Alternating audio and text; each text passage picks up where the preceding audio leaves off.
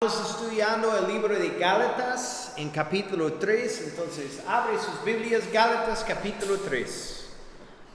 Y es aquí en capítulo 3 y capítulo 4 que el apóstol Pablo se ha dedicado a enseñar la verdadera doctrina, lo que es la justificación.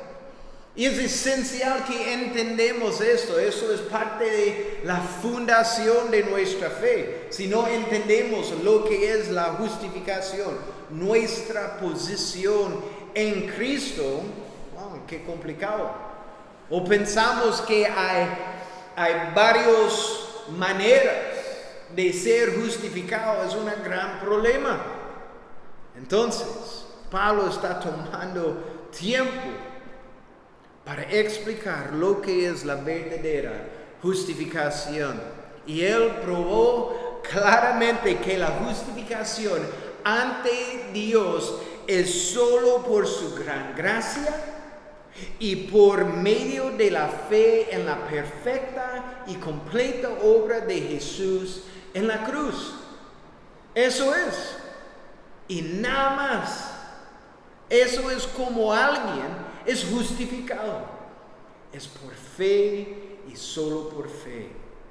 Ahora el apóstol Pablo demuestra la belleza del estar en Cristo.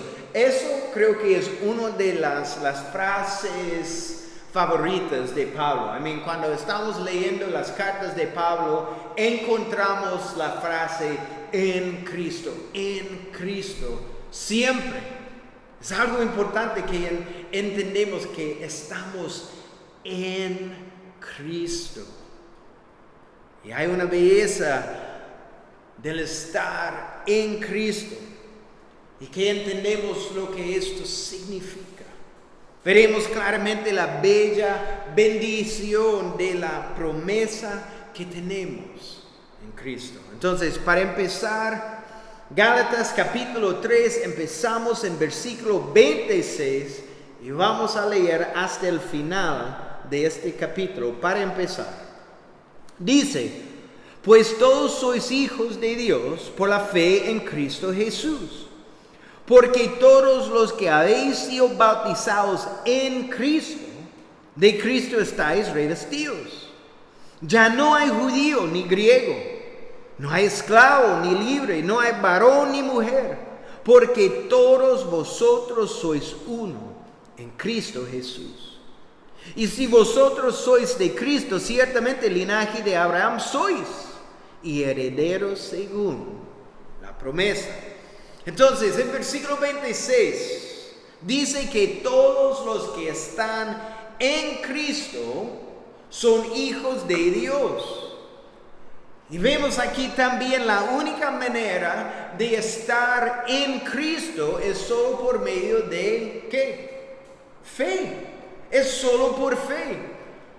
No vemos muchos caminos. Es solo por fe en Cristo. Y la palabra hijo aquí es una palabra muy importante. Es muy importante para entender esta sección. En griego hay dos palabras para hijo. Primero tenemos la palabra nepios, que describe un hijo pequeño y joven.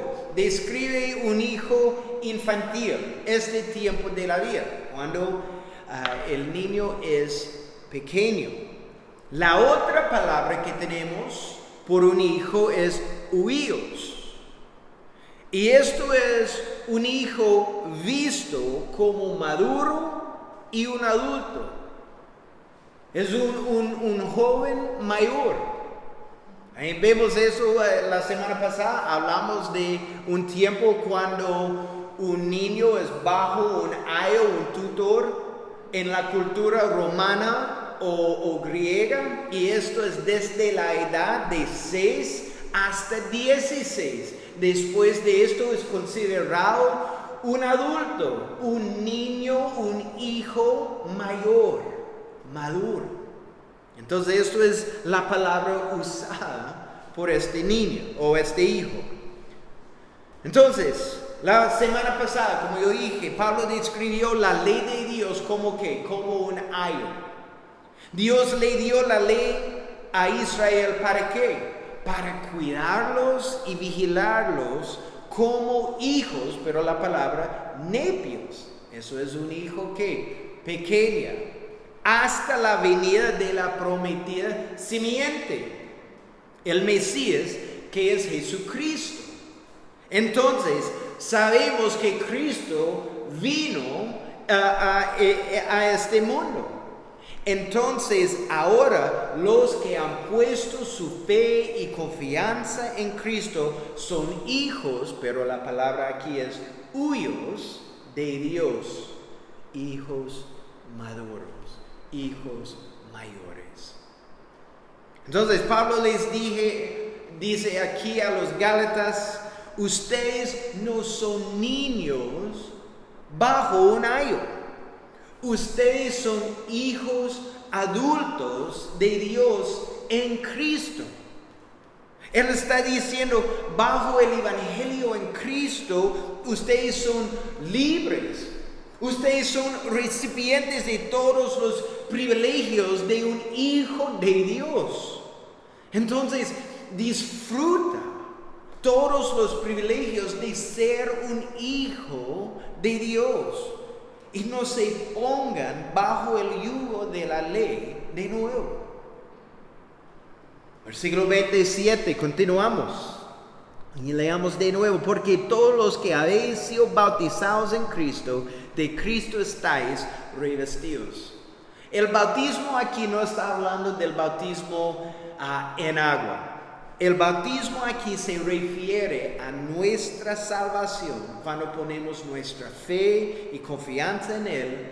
El Espíritu Santo nos une con Cristo. Y Pablo habló de esto antes en 1 de Corintios, capítulo 12, versículo 13. Vea lo que dice, 1 de Corintios 12, versículo 13.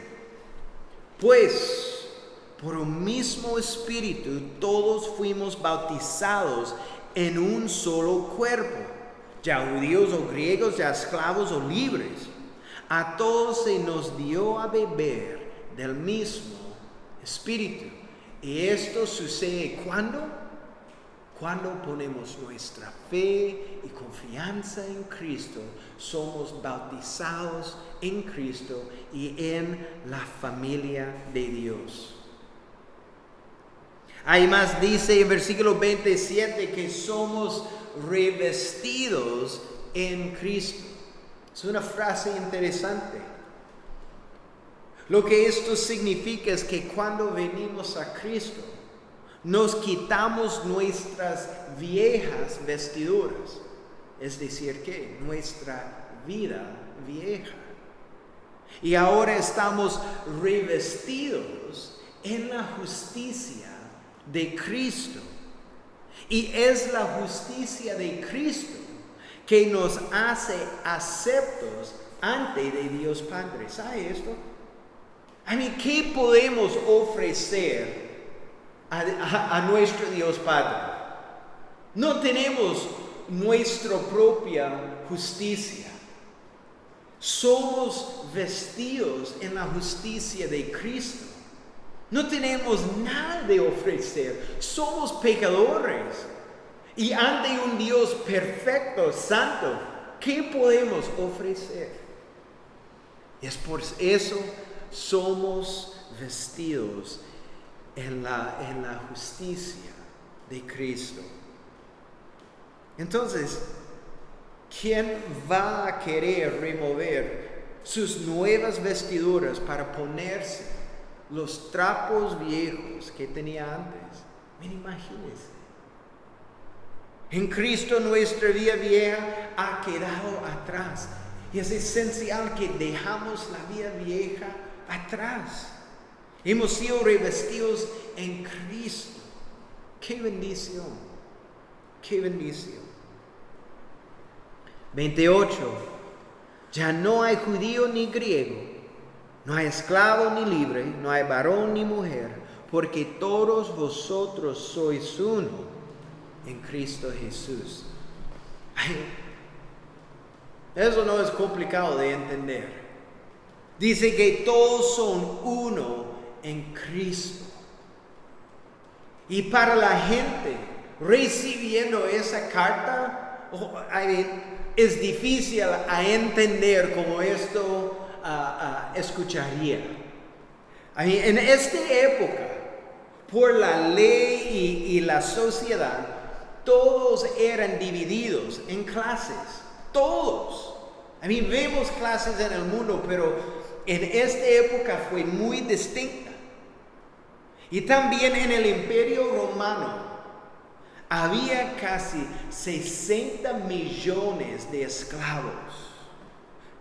Imagínense, muchos de los creyentes en las iglesias en Galacia eran esclavos. Imagínense escuchando este mensaje que todos son uno en Cristo. Las mujeres eran tratados como inferiores a los hombres. No tenían muchos derechos.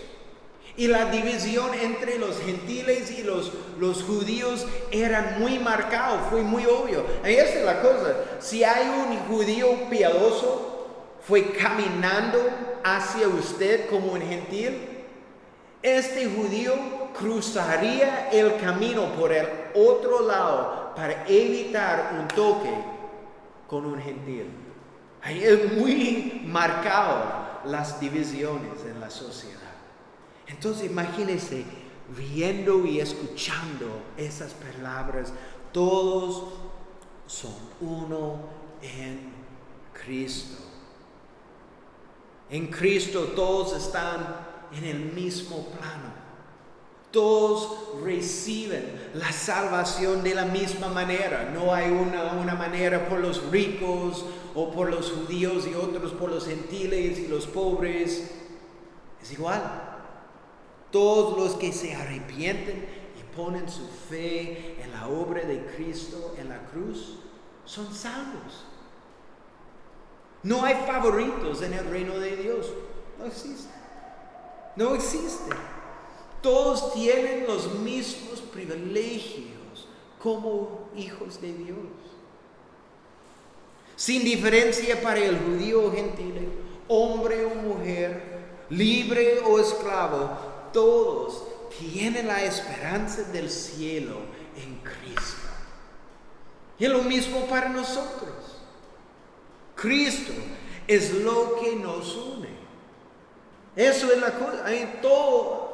La iglesia está llena de gente completamente diferente. La cosa que nos une es Cristo. Eso es nuestra fundación. Versículo 29. Y si vosotros sois de Cristo, ciertamente linaje de Abraham sois, y herederos según la promesa. Primero necesitamos recordar que los judaizantes enseñaban que al guardar la ley de Moisés, los gentiles se convertirían en simientes de Abraham.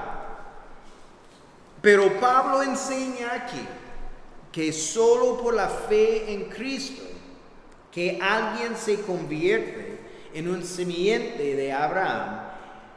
Y escúchame, espiritualmente hablando.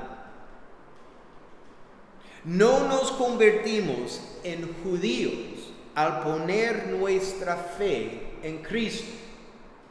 No en este momento decimos, yo soy la nación de Israel. No. Espiritualmente hablando, sí. Pasamos a ser parte de la nación de Israel en el sentido que la fe nos hace herederos de la promesa que Dios dio a Abraham.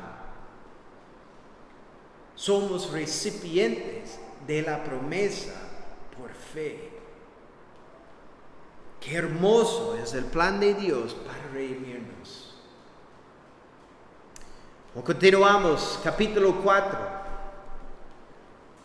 Versículos 1 al 3, pero también digo, entre tanto, que heredero es niño, en nada difiere del esclavo, aunque es señor de todo, sino que está bajo tutores y curadores hasta el tiempo señalado por el Padre.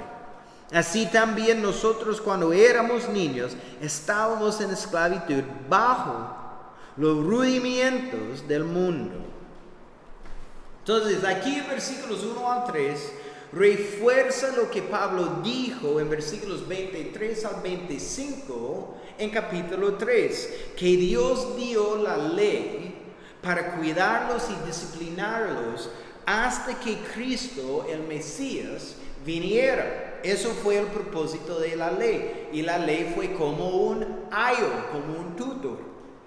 La fe en Cristo terminó el tiempo de la ley. Entonces la ley había servido su propósito. Como un ayo con un hijo. El tiempo del ayo es desde 6 años hasta 16 años. Después de eso no requiere el ayo. Y ahora es solo por fe. Entonces este es el punto, que si permanecemos bajo la ley, no podemos entrar en la plenitud de nuestra herencia. Es imposible. Somos hijos y herederos solo por medio de fe en Cristo. Es solo en Cristo que podemos ser libres y caminar en una fe madura. Madera es otra cosa. Madura. Qué increíble, eso no suena correcto. Una fe madera, imagínense. Es un poco diferente. Entonces, los judaizantes estaban tratando de llevar a los gálatas bajo la ley de nuevo, es decir, la esclavitud religiosa. Y vemos esto hoy en día en la forma de legalismo. Es cuando una iglesia dice, sí, necesita poner su fe en Cristo, más guardar esto, y no se puede hacer esto. No. Esto es poner la persona en la esclavitud religiosa. Y en vez de madurar en su fe, ellos estaban regresando a un tiempo infantil bajo la ley. Entonces, esto es lo que Pablo está pensando. Pablo está pensando, ¿cómo es posible que ustedes quieran regresar a un tiempo infantil bajo la ley en vez de siendo hijos y herederos de Dios? ¿Cómo es posible que quiere cambiar su fe en Cristo y la libertad que ha encontrado en el Evangelio para ser un esclavo a la ley? Y esto es lo que fue pasando en las iglesias en Galacia. En vez de disfrutando la plenitud de la gracia de Dios, su fe en Cristo solamente, ellos estaban bajo la ley, regresando en sus relaciones en vez de madurando en sus relaciones con Cristo. Entonces, continuamos versículos 4 y 5. Pero cuando vino el cumplimiento del tiempo, Dios envió a su Hijo, nacido de mujer y nacido bajo la ley, para que redimiese a los que estaban bajo la ley, a fin de que recibiésemos la adopción de hijos. Pablo aquí les recuerda lo que Dios hizo por ellos. Versículo 4 empieza diciendo, pero cuando vino el cumplimiento del tiempo. Y posiblemente ha pensado, ¿por qué Dios esperó 4,000 años antes de enviar a Jesús al mundo? ¿A mí? ¿O es solo yo? Y a veces pensaba, 4,000 años. ¿Por qué el plan no fue a enviar a Jesús inmediatamente después que Adán y Eva pecaron en el huerto de Edén? 4,000 años después. Pero necesitamos recordar algo súper importante, que Dios es soberano y en su infinita sabiduría escogió el tiempo perfecto para la venida de su Hijo Jesús. Y vamos a tomar un momento para entender la época cuando Cristo vino. Cristo nació durante el tiempo del Imperio Romano, y en el tiempo que Cristo vino fue un tiempo de paz a través de todo el imperio. Esto fue la segunda vez que esto pasó durante el gobierno de Roma. Solo 2 veces. Fue un tiempo de gran paz en el mundo. Lo que pensaríamos es un buen tiempo para enviar el príncipe de paz para rescatar el mundo. También en este tiempo los romanos habían construido vías y caminos a través del imperio, lo que hizo posible viajar por el mundo antiguo. También imagínense, porque antes de este momento, después que Cristo vino, murió, resucitó y ascendió al Padre, ¿qué pasó? Los discípulos fueron por todos lados. Es mucho más fácil atraer el Evangelio por todo el mundo cuando tenemos vías y caminos. Fue la primera vez. También la mayoría del mundo en ese entonces había adoptado el griego como un idioma en común. Y nunca antes, casi el mundo entero hablaba y entendía un mismo idioma. Es solo en este tiempo. Los judíos estaban dispersados por todos lados en el mundo y vivían en la anticipación de la venida del Mesías para rescatarlos. Ellos estaban leyendo y ellos sabían las profecías acerca del Mesías y estaban viviendo en la anticipación del Mesías, pero el resto del mundo estaba espiritualmente vacío, en gran necesidad de alguien para rescatarlos. Entonces fue en ese tiempo que Dios decidió en su gran gracia a traer esperanza y libertad a la humanidad. Fue en este tiempo que Dios, que dice aquí en versículo 4, envió a su Hijo. Y esta frase es muy importante. Él envió a su Hijo. No dice que Dios creó su Hijo. Él envió su Hijo. Esto significa que Cristo es completamente divino, que Cristo existió antes de la fundación del mundo. Esto prueba Cristo es divino. También dice que Cristo nació de mujer. ¿Y qué muestra eso? Esto muestra que Jesús fue completamente hombre. Completamente hombre. Cristo es divino y completamente humano, como nosotros. Y finalmente dice que Cristo fue nacido bajo la ley. Y esto es decir, Jesús caminó completamente sometido a la ley de Dios. Él guardó la ley de Dios perfectamente y por eso Cristo es el cumplimiento de la ley. Eso es lo que Cristo enseñó en el Sermón del Monte. A mí ve lo que Cristo dijo, Mateo 5, versículo 17. Eso es el Sermón del Monte. Mateo 5, versículo 17 dice, no penséis que he venido para abrogar la ley o los profetas. No he venido para abrogar, sino para cumplir. Cristo es el cumplimiento de la ley, de todas las profecías. Es lo que vemos. Y porque Jesús guardó la ley de Dios perfectamente, Él fue capaz de pagar la penalidad de la ley al entregar su vida en la cruz para nosotros.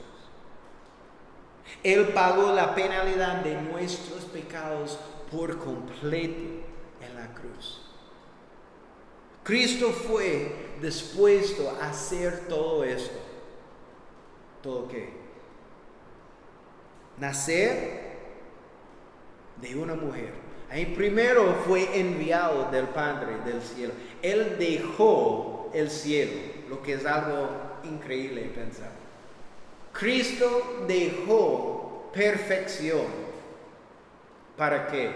Para venir aquí en el mundo, lleno de pecado, para ser nacido de una mujer, para ponerse bajo la ley, para morir en nuestro lugar y pagar por completo la penalidad de nuestros pecados en la cruz. ¿Para qué? Versículo 5. Para que podamos ser redimidos y ser hechos hijos adoptados de Dios. ¡Qué increíble! Es increíble. Cristo hizo todo esto para su beneficio. Nada en esta lista de cosas es por el beneficio de Cristo. Cristo hizo todo esto solo por nuestro beneficio. Es solo por nosotros.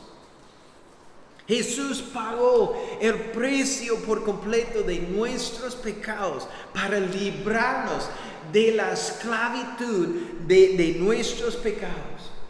Y ahora somos hijos adoptados de Dios. Solo por la gran gracia de Dios pasamos de ser esclavos a ser hijos de Dios. Y como hijos de Dios podemos disfrutar todas las bendiciones espirituales de ser parte de la familia de Dios.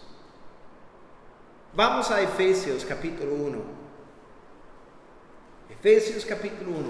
Y eso es solo una pequeña parte de lo que tenemos en Cristo. Efesios 1, empezamos en versículo 3. Bendito sea el Dios y Padre de nuestro Señor Jesucristo, que nos ha bendecido con toda bendición espiritual en los lugares celestiales en Cristo. Porque Dios nos escogió en Cristo antes de la fundación del mundo, para que fuéramos santos y sin mancha delante de Él en amor. Nos predestinó para adopción como hijos para sí mediante Jesucristo, conforme a la buena intención de su voluntad, para alabanza de la gloria de su gracia que gratuitamente ha impartido sobre nosotros en el amado. Somos aceptados en el amado, somos hijos adoptados en Cristo, somos los beneficiarios de las bendiciones espirituales. Y eso es solo el comenzar. Eso no es una lista por completa. Eso es solo el comenzar. Puede leer todo a través del Nuevo Testamento, lo que tenemos en Cristo. Es increíble. Terminamos con versículos 6 y 7. Pablo trae todo a una conclusión gloriosa. Y por cuanto sois hijos, Dios envió a vuestros corazones el Espíritu de su Hijo, el cual clama, Abba, Padre. Así que ya no eres esclavo, sino hijo. Y si hijo, también heredero de Dios por medio de Cristo. Porque somos hijos adoptados y hemos recibido el Espíritu de Cristo, hemos entrado en una nueva relación con Dios, una relación íntima. Es lo que está diciendo aquí en versículo 6. Tenemos una nueva relación completamente con Dios, creador del universo, solo por medio de Cristo. Es una relación con Dios por su amor, su gracia, su misericordia y su bondad, en la cual podemos clamar Padre, Abba, una palabra aramea que significa papá, papi. Es una palabra tierna. Por la gracia de Dios, esa es nuestra posición. Jesús nos rescató para que nosotros podríamos experimentar una nueva relación, una relación especial con el Padre. Esto es lo que tenemos en Cristo. Es completamente diferente que antes de nuestra relación con Cristo. Romanos habla del hecho que éramos enemigos de Dios antes de Cristo. No existe una relación entre nosotros y Dios el Padre. Pero en Cristo, Él es nuestro papá. Como hijos, cuando necesitamos ayuda, cuando estamos buscando sabiduría o sentimos solos en este día, o nuestros corazones duelan, ¿sabe qué podemos hacer? Podemos clamar a nuestro Padre Celestial: papá, ayúdame. Eso es lo que tenemos. Es increíble, ¿verdad? Versículo 7. Así que ya no eres esclavo, sino hijo. Y si hijo, también heredero de Dios por medio de Cristo. En la realidad, este versículo resume toda la enseñanza perfectamente. No hay mucho que yo puedo añadir a eso. En Cristo ya no somos esclavos, sino hijos y herederos. Hemos sido adoptados en la familia de Dios. Y somos tratados como hijos nacidos en la familia, con todos los privilegios de un hijo. Eso es lo que significa adopción en la familia de Dios. No es como que somos inferiores en la familia de Dios, no. Podemos experimentar todos los privilegios dentro de la familia de Dios. Somos hijos, que dice aquí, no esclavos de Dios. Y hay una gran diferencia entre los dos, ¿verdad? Hay una gran diferencia entre un esclavo y un hijo. Primero, un hijo tiene un padre. Un esclavo tiene un amo. Un esclavo nunca podría llamar a su amo papá. ¿Verdad? Qué raro. Un hijo obedece a su padre por amor, pero un esclavo lo hace por temor. Entre más que crecemos en nuestro amor por nuestro Padre, ¿qué pasa?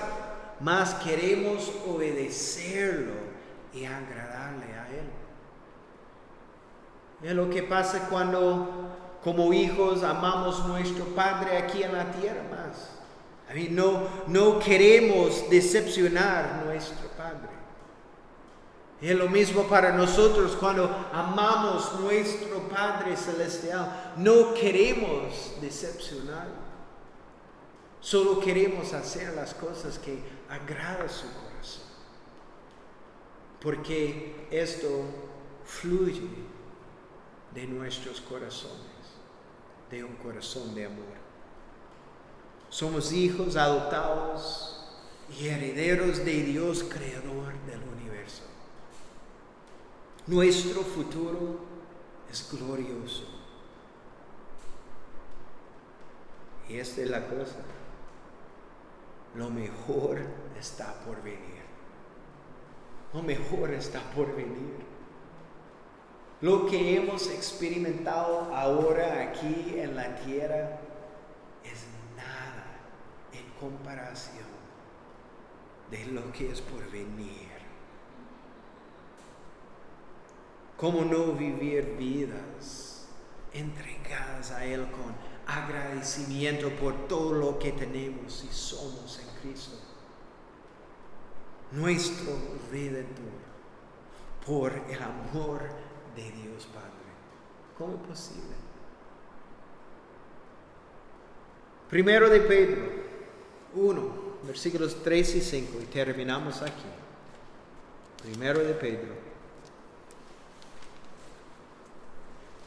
1, 3 al 5.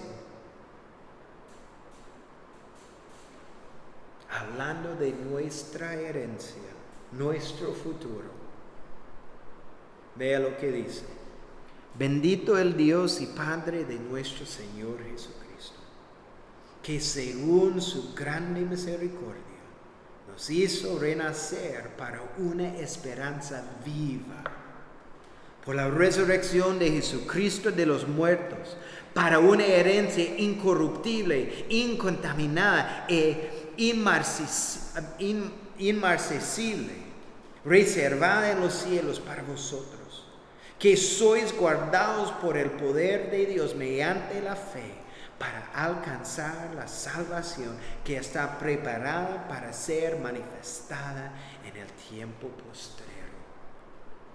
Tenemos una herencia incorruptible, incontaminada e inmarcesible, reservada en los cielos para nosotros. Lo mejor está por venir. Amén. Señor, gracias por la enseñanza de esta noche. Gracias por el recordatorio de lo que tenemos en Cristo.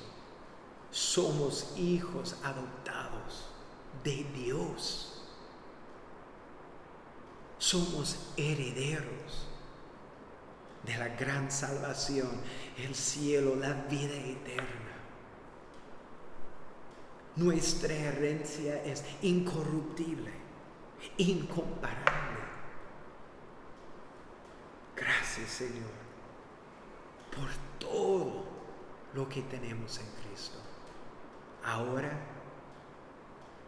y lo que es por venir.